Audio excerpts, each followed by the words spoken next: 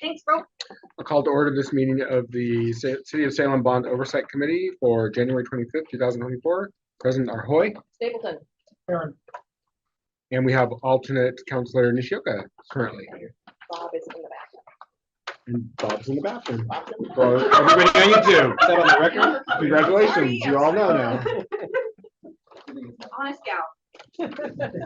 All right. Are there any no members of the public wanting to speak? No. Just the record. Sorry. This is why I show up early and eat lunch. We did receive some written correspondence. You all got an email on that. We have no action items, but we do have some management update information items, starting with project updates, transportation, the McGilchrist construction update, Alan Dannon. And for the record, we have Bob Courtwright has joined us. Should be willing to push that one down the agenda while I pull up the email that has the update. It depends. Is Julie ready to go? Oh no, Aaron. Sorry. Why was I thinking Julie? I thought Julie was next. Aaron, you ready? Yes, the PowerPoint is up, and here it is. We'll go to Union Street Bikeway and then we'll come back. Ready, set, go. Come on. Don't So, thank me, thank him. why can't I share my screen? Oh, the bright green one right in front of my face. That would make sense, everybody. Thank you. You know what? It takes a village, y'all. And then I'm gonna hit F5. That should work. That doesn't work. I'm gonna let you do this. This is good. That's good.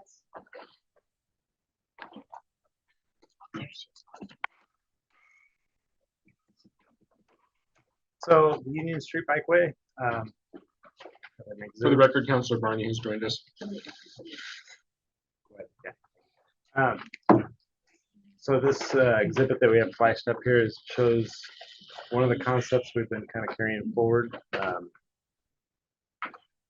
guess we wanted to share that we're going to look into this and another concept that includes double lefts coming off of 12th Street on Marion. We've kind of looked at that a little bit already, but we're going to bring back some costs and what that would mean, the two different concepts in the future meeting. We just chatted about that just prior to this. So. Yeah, but the rest of us are rest privy of to it. it. Yeah. So we don't have a ton of details, I guess, other than we're going to bring this one back and talk to it again. Okay. Just in general, the idea is that we want to evaluate a little bit further is potentially all the I'm just gonna stand up and point if that's okay. I know that won't work for the streamers. Just to look at essentially all the traffic that's coming up 12th here, creating a double left, sending them to Marion, and then if they want to continue north, they can take Capitol, and that would free up this entire outside lane on Union for bikes and peds.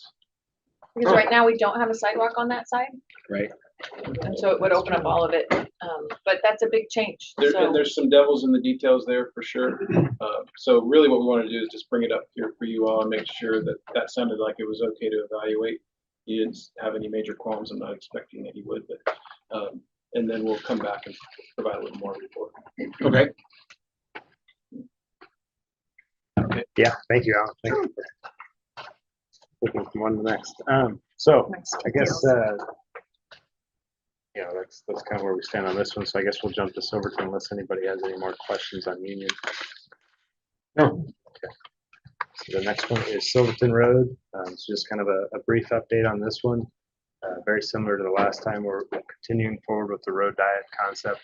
I believe the last time we met, we kind of went through that a little bit at a high level as well. So the design is proceeding with that road diet. And basically franchise utility works underway. There's a lot of franchise utilities along this corridor, so we're starting to reach out and work with those different folks, kind of work through some of those challenges that presents. And yeah, construction is still slated for 2025. The first part of construction that you'll see is related to the sanitary sewer lining portion of the project, and then from there it'll transition into more of the street effort and extend into the 26 construction season. Anything else to add on that one? That covers. Any questions on that one? Okay. All right. I think the next person is Julie, or do you want to jump I back can to go back Alan? to McGillicuddy now, that's okay. Allowing that. So with McGilchrist, the notes I got from the project manager, the right-of-way acquisition, we've completed all the acquisitions out there except for 3 that are required from the railroad, and those we need to push a little bit further under the process, get a little further down with design. So, but that's great news. Nothing in condemnation or anything like that. So we're in good shape for all phases of the project, with that tiny exception of the railroad, who we all know is really easy to work with. Phase 1 construction is underway. Franchise utility relocation, Northwest Natural in particular, but some others as well, have been out there moving their utilities around to get in the right location. That's wrapping up as we speak. It's definitely caused some disruption in the neighborhood because they've been narrowing traffic out there. So in fact, I was talking with somebody yesterday that was concerned about that impact on local businesses because of the long queues out there. The good news is that's wrapping up. The bad news is we're going to have major road closures for the next several years, but it should actually ease the access in terms of people waiting in long lines to get through the construction zone, but they will have to go around the closures to get to where they want to go. So we'll be working out there to make sure, make it as clear as we can that local access to businesses is still open, and do some of that coordination that we try to do with all our projects to help out as best we can and make sure people can still get to where they need to go. And then phase 2 and 3, we awarded that contract for design to OTAX. Wow. And they're off and running on phase 2. So design work is underway there, and phase 2 to follow. Oh, and the last thing is the IGA for the RAISE grant is to FHWA. So city and ODOT staff have done all their revisions to it, so it's to them for finalization, and then you should see the council. I don't want to commit to a date because we don't know how long it'll take FHW, but it's coming. That's on the existing grant that we've already been awarded. The RAISE grant that we've been awarded, and it's 4 phases to it. We already took care of the phase 1. Phase 1, we're funding through other prior grants and Okay. ERA funds. Okay.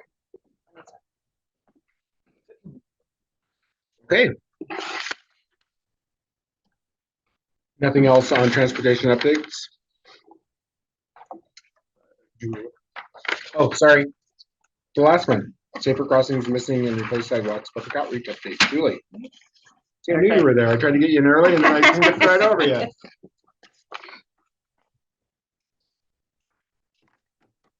Hand these out. So as you know, we had discussed before, we developed a process that we brought to council a couple months ago, and we've been working on putting it all together. So beginning of January, we finalized a web input form where people can submit their requests, and the address is up there, although it got a weird wrap in there. Sidewalk is actually one word there. We did an initial press release on January 10th. We have a deadline for people to submit their requests of March 31st. I am going out to the Neighborhood Association Quarterly Chairs meeting this evening to make sure that all the neighborhood associations are aware of it. We've also been sharing it as we are out and about for other items. So anyway, I just passed around this flyer. We had English one side, Spanish on the other side. We've been, distributing that. Has a QR code for people to get to the web page. So as of yesterday afternoon, since this became available, we've received 200 sidewalk requests. And as you can see, Since yesterday? No, since January 1st. Okay, I'm like, whoa. That is like yesterday. Okay, thank you. I'm like, did I miss something? I'm Damn. like, whoa, That was somebody was coordinated. ready. I don't know how many have come in since yesterday. So, this It was 200 all one number may not be accurate anymore. All from then. And that's the sidewalk. So that's a combination of the replacement and the infill. And you can see the split there on that metric. We've also received an additional 114 safer crossing requests. So if you remember, for that, we are building on the the requests that we already know about, right? You know, all the safer crossings requests, but we're encouraging people to submit new ones just to make sure that we have a full universe. I will say that there are likely duplicates in these numbers. And we have not had the opportunity to go through and, you know, try to weed all that out. You will recall that once we get all these, the reason for having a deadline is so that we can then, you know, score them against the criteria and try to, you know, filter them down to something that's actually going to work. So that how long that's going to take will somewhat depend on how many requests we get, how many of those are duplicate, and things like that. On January 16th, I went to the Equity Roundtable that Councilor Stapleton's also on, where we have a group of individuals who are representing primarily organizations that serve communities that are typically underrepresented in our processes, to let them know about this opportunity and ask them for their help in spreading the word. It was a really helpful, beneficial meeting. They pointed out something that honestly had not even occurred to me, and that is, you know, we did this nice little brochure with, you know, the English on one side, Spanish on the other side. If you go to the website, our website is set up so that you can translate, you know, to different languages, but the tool that's embedded doesn't translate. And so I wasn't aware of that, came up during the meeting. So we decided to go ahead and translate. Turns out you can translate it. It is quite a bit of work, but we are working to translate it, the forms into Spanish. The hope is to be done with that by the end of January, you know, or so, and then I'm going to send it out again to them, and then they're going to help distribute it. So one member in particular has access to, you know, an email list of about 2,000, and then the Latina Business Alliance apparently is another like 3,500 member list. So I don't really want to do that big push until we have the form actually in Spanish. Assuming we can meet that, you know, about February 1st deadline, there will still be 2 months of time for people to submit requests. The committee did ask, is there, you know, the ability to extend that deadline if needed? And, you know, and I think there is if needed. So what we can do is do a check-in, you know, sort of about a month out or so from when it's all available. There in the tool, we will be able to see who accessed it and filled it out in Spanish versus English. And so that will be interesting information. And let's see. That's all I had on the outreach so far. Questions? I was wondering, the tool that we use, you were just talking about that, you know, we translate our website, but then you go into this tool. Is that tool used for any other processes that we need to address as the on the higher level than outside the bond work? But is that something that we need? So these mapping request tools that we've just started using, and so really the only other place that we've used it that I'm aware of is through the neighborhood traffic management plan. Mm-hmm. So I have asked that they also update that one.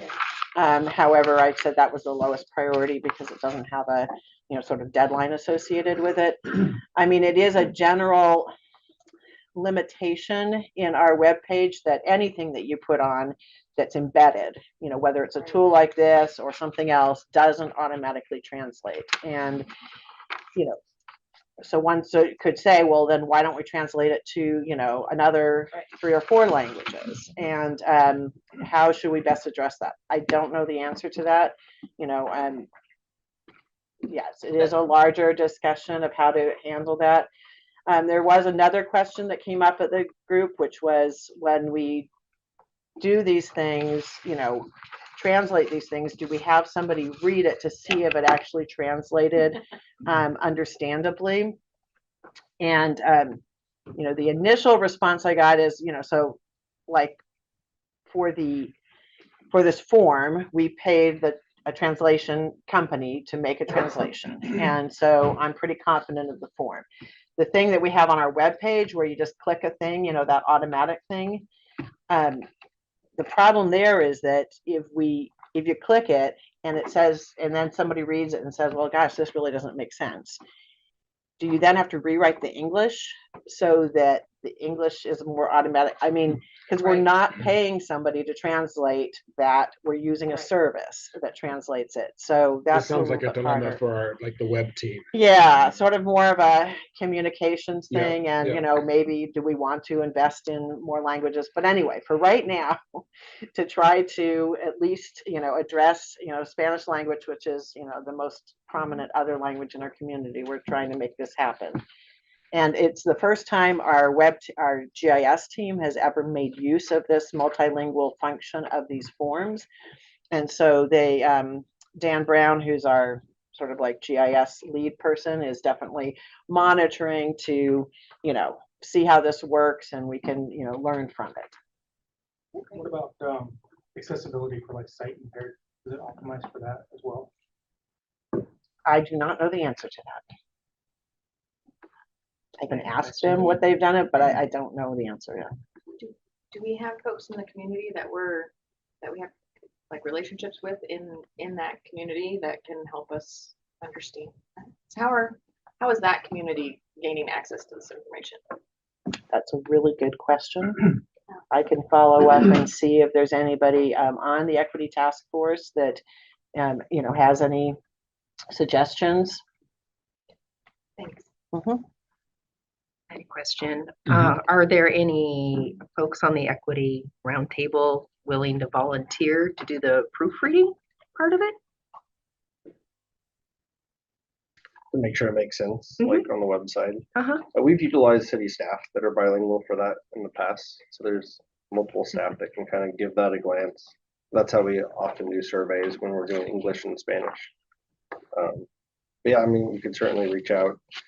And if they're aware of things that they see on the city website, they could let us know. Sure, but I think Right. just someone from the community that is looking at it from a different viewpoint possibly might have some suggestions if they were interested in some folks volunteering to help with that. And maybe that's something that we need to make sure that equity roundtable knows that, hey, if you run across things that, let our communications team know. Somebody mentioned in the meeting, and I'm not aware of the details on this, that we used to use some different company for our translations to Micronesian languages, and that apparently it was pretty bad, at least according to, it was former Councilor Leung. And so she said she didn't think we were using that we were using somebody else now. Actually, I think my understanding is we are actually contracting with some of those community organizations to do some of. Rehabilitation agreement. Well, thank you. I'm sorry to interrupt. I just realized that YouTube stopped playing a couple minutes ago, so I'm just also recording on Zoom, so we have both recorded. Thank you.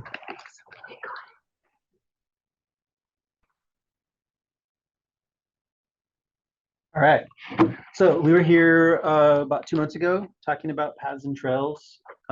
We presented some criteria, how we're going to make some decisions and prioritize all the paths and trails that have been identified as either in fair all the way up to very poor condition. And so we took that feedback and revised the scoring criteria and the weights of how they're scored. But I wanted to start with the good news, and that's of all of the very poor and poor condition paths and trails that have been identified, which is approximately 3.75 miles, we can fund all of those with the bucket of money we have for this project. So we have 4.1. We can roughly afford probably just under 4.5 miles, and that's kind of varying with paths like 5 up to 8 to 10 feet, depending on what's in the different areas. So it's roughly $1 million a mile. Yeah. So and I think I'm hopeful that we'll be able to do more because we do have those. Those are we've escalated the costs for the bid items, and so if costs trend down, fingers crossed, we can always do more. So that's the hope. But I wanted to start with that because I think it's going to make the rest of the presentation a little easier for us to talk about. So even, and oh, this was just a reminder of what those parks, or where those parks are throughout. So this is all of the poor and very poor. So it's a wide spectrum of parks all over throughout the city, from neighborhood all the way up to the urban. So I think that's good news. It's good news that we're able to address them. It's bad news that they're so widespread. Yes. So just to be clear, on that slide, Yeah. all of those were the ones that were approximately 3.75 miles. Yes. Okay. Yep. Okay, so even though I think we can afford all of them, I think it's still important for us to have some clear criteria and to prioritize even the ones that we know we can afford, because we don't know what the future holds. And so prices do escalate for a variety of reasons. And let's find out, oh, we can't do what we thought we could, then we would still have that list that we're pulling from. And so if the money were to dry up, then we might not get to some of those ones that are lower on the list. So I think this is still a good exercise and something that we're going to want to finalize and continue to score all those projects. Plus, over the life of the bond, things could deteriorate and go into the poor, very poor category that are currently there. Right, yes, it's 10 years, so there's a lot of time for that for sure. So I highlighted, the left is the old weighted criteria, and on the right is the new. I heard that you all wanted the park utilization to have a higher weight and to have the assessment be a lesser weight. I arbitrarily reduced and increased by 5%. And what you'll see is that it didn't really have a whole lot of impact. And so we could certainly adjust that even more, but I was cautious because I feel like the purpose of this project is to replace paths and trails that are in poor shape, that are hazards, that have risk issues. And so I didn't want to take away too much from that hazard assessment, but anyway, that's what I'm recommending. And so we can look at the scores and kind of go from there. And if you guys have any questions along the way, jump in. Since it's been a while, I wanted to remind you how the criteria is laid out and scored. So obviously on the left is the objectives that I just previously showed with how they're weighted. And then it's a 5-point, almost a 6-point, because you have a couple of projects are getting zeros on certain criteria. And so based on where they are as far as utilization and some of their connections to other projects or transportation systems, they're getting scored based on this. And then of course we have our hazard assessment and our equity on the bottom. We heard, or a question that was asked last time was for the utilization, were we including the population that's in prison? And the answer was yes, we were. Didn't know we were, and so we went back and modified, excluded that population from the group. And I think Rob, you said it changed some, but not a lot. Yeah, and I forgot to introduce myself. So I'm Rob Robnack, Park Planning Manager. We took the total population from the 2020 census redistricting data, and we subtracted incarcerated individuals. That would include people in prison as well as in the state hospitals custody. And that did have it had the largest impact on Gear Park. So if you can imagine the area around Gear Park, it dropped from being a high category to being the low category, and that had a cascading effect. Pringle Park moved from the low to the medium, and West Salem High School Park moved from the medium to the high in terms of the way we broke out the data. So it had a pretty minimal effect, but it did change the data a little bit. All right, so let's get to some of the projects that we scored. We shared last time we met, we had scored 3 projects, Hoover, Morningside, and Minto, as a kind of a sample set to kind of show you how the projects would score. And so that the 70, or the number in parentheses is that previous score. So 79, 79, 70. And then with the new utilization number, the new weighted hazard number, we get some new scores. The other thing that we also heard, and we we provided a change to was for the parks like Minto, Riverfront, Wallace, forgetting one, Deer maybe, yeah, urban parks. You guys wanted the need equity or that need-based criteria to be 12.5. So because it serves the whole population essentially, rather than give it, you know, a low score because it's maybe in a good neighborhood, it serves the community. So we adjusted those aforementioned projects to have 12.5, and that's why Minto had a pretty big jump from 70 to 79.5. And that's why you're seeing Bush and Riverfront with that higher score as well. So the new scores are a combination of removing the incarcerated population, adjusting the other Hazard. one 5 up and 5 down, and the adjustment to the need base. Yep. Okay. Yep. Those are the 3 things that impacted scores. Great. Thanks. And we did several of these. So here's another list of projects that we scored. So we have McKay, Livingston, Nelson, Royal Oaks, Bill Regal. So McKay is, I believe, a community park, right?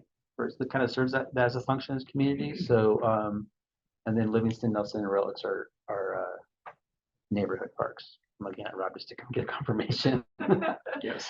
We did Bill Regal mainly to show, you know, it's a brand new park. It doesn't have any issues necessarily. So we just were kind of curious how it would score. So if it scores low, that's good. That's the system's working. And so anyway, so this gives you a good sense for where projects land. And so what I guess we would want to, if we feel good about this process, then we would score all of the ones that are on the list, including those that are fair and even in excellent shape, so that we can get a full spectrum of projects. Thoughts, feedback? You happy with it? You're not happy with it? It seems like a positive step. Yeah.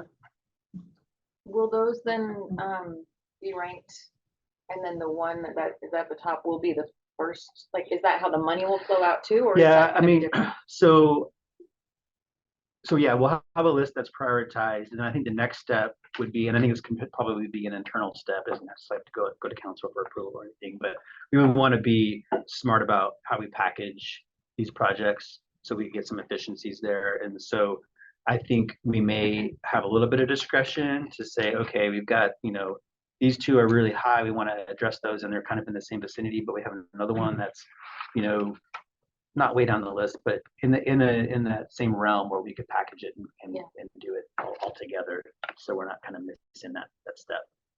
So. And also, I see you're going to be providing cost estimates set by each park. So this would be expected As far as I'm looking at your last slide. oh, okay. He's looking at, we have a printed copy. Out of the game. Or am I jumping? Spoiler alert. Yeah. Yeah. So again, I wanted to share this as well because this old information from the previous meeting, and just as a reminder. So our initial thought process, and this kind of mirrors what we did for the sidewalk projects, is share the locations that we want to have improvements. Like we're doing, evaluate the locations against the criteria, identify the paths and those top ranking locations. Yes, and so develop cost estimates would be the next step. So after we have the list and we package up some paths together, then we would put together an estimate, hire a design consultant or do some design in-house to develop a package that we can go out to bid with. But before we get to that, I guess what we really need to do is also, you know, I don't know if we're going to be able to afford all of them, then maybe developing the preliminary recommendations and stuff isn't.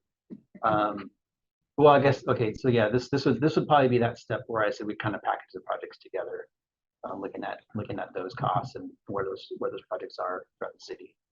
Before we get too much farther down the road, Yep. I just want to check in to make sure that the staff was responsive to the concerns from last meeting. Are we good there? Okay, I'm seeing head nods. Okay, so that's good. That's good. We're satisfied. Thank you. And it sounds like we're on board with the process at this point. So, yeah. Yeah, so we'll share this list with the public, just so they're informed. And then ultimately, we'll go to council like we did for the sidewalks to get those approved. Okay. So, And again, be prepared to talk about if you're going out of order. You know, if you're when you're Yes. packaging and stuff, be prepared to talk about that and how the criteria, because counselors will naturally have questions about, Yes. well, why not the one in my ward? yes. Be patient. Yeah, I mean, the good news, like I said, is, I don't know if it's good news or bad news, but the news is that we have projects throughout the city. So I'm, we're gonna touch every ward with these improvements. Right. And so it may not happen year one, but it could, maybe year two. And so this is a 10-year thing. So we'll eventually get to these, and be able to provide improvements. I guess I just want to clarify process. So with the sidewalk process, I think I'm hearing from the group here, we're good with this. We then took that to council and said, hey, council, here's how we're going to manage this undefined bucket of money in the bond. So it feels like we should take that step again, but I guess I'm looking for confirmation. Or do we just, because we're in a slightly different situation here. You're not sourcing projects, right? Because we already have the projects. Yeah, and the difference with the sidewalks is we were asking public input on where these infills should be. In this case, we know where they are. These We have are we have a condition list, based. Condition based. It's Right. not based on Yeah, popularity. we're not asking for or- input from the public other than, I think I'm saying seek public input, but really when we do that, it would be this is what We're sharing what we're we've done sharing. based on the conditions. Yeah, because it's all conditions based as opposed, because we can actually tackle the whole universe of major problems as opposed to with the sidewalks where we can barely Yeah. touch it. Right. It seems like, to me, that's my thinking on what you guys think, but I'm not sure. I don't think we need to go to council for every one of these processes. That seems like overkill to me. I think the final recommendation, when you have the packages and Sure. the schedule, I think that piece Yeah. makes sense. Yeah. That does make sense. The wanted to make information sure part, since it's yeah. something- So when we have a list, you just said package. So when we have a prioritized list and we've actually selected each, like say we do this like each year, a package Mhm. each year, that's what you go to council for approval. Make Yeah. sure we're okay. Plan. Yeah. And go through that sharing with the public process too, so we can report out on whatever we hear. Yeah. So we put all that together in a final report. The other thing that we're working on behind the scenes, it's not ready for prime time, is a dashboard, probably similar to what you're working on for the parks, paths, and trails. And so it's something that we're going to want to publish for the public to use. And we may want to add some, as we package projects together, we could add that as a something that folks can click on so they can see, oh, this is going to be packaged like these other ones. So it's helpful because you can click on it, pulls up a picture, kind of shows you the condition, and some other neat things that I'm not as familiar with, but we're working on that happening. That's Okay. good. And you guys will coordinate the translation issues. Yes, that's a Yes. lesson learned from today's meeting. Yes, Okay, anything else on this one? that's it. Cool.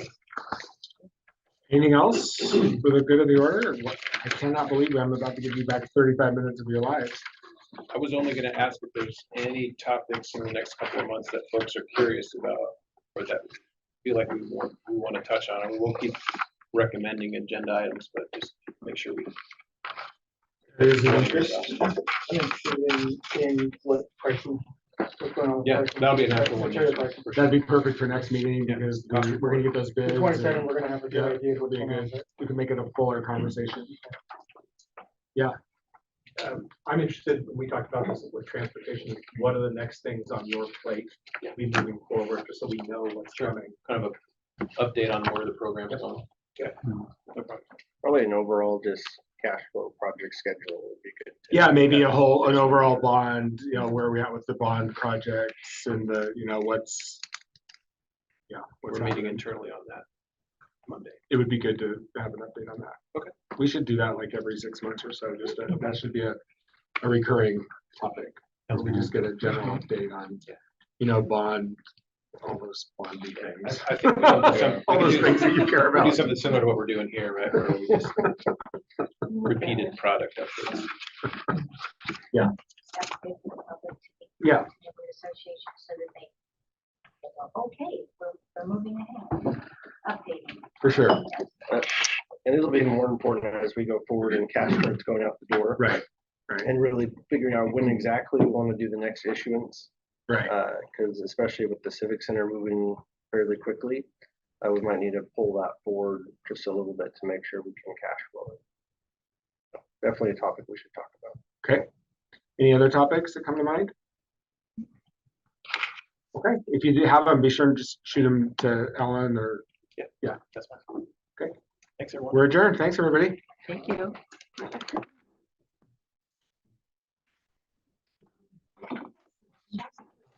Where's your office?